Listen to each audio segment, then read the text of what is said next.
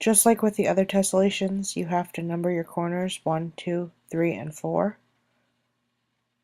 For this one, you're going to work using corners 2, 3, and 4, and it's going to create like a diagonal. You'll see I want to make this into Hawkeye, so I start with his arrow.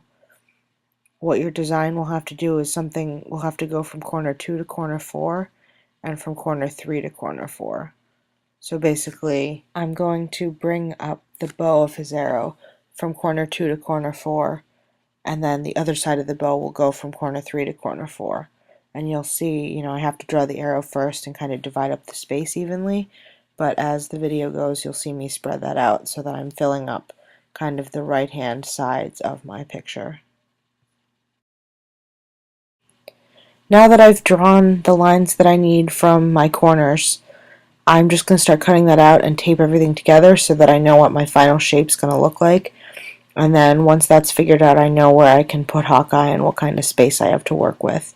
So I'm really carefully going to cut out everything, but I want to make sure that my pieces are all together. I don't want to end up with a whole bunch of confetti. So I want to basically be cutting out 2 solid pieces. Now that my pieces are cut out, this is where it gets a little bit tricky. You can see here the pieces on the right side. So from corner 2 to corner 4, I flip over. So see how that doesn't match? That's how it starts. Then I flip it over, and then I slide it over to the left and attach it to edge 1 to 3 with some tape.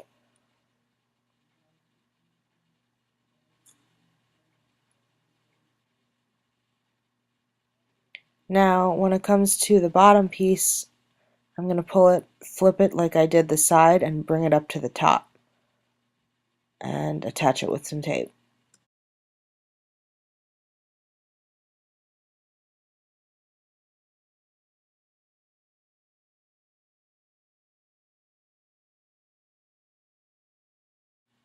And now that I have my final shape with everything being taped together, I can start trying to draw the image of Hawkeye in there. I think it's easier to cut everything out and piece it together, and then once you have a big, final shape, you can draw what you need in there rather than trying to draw it, before you cut it out when you're doing this kind of tessellation.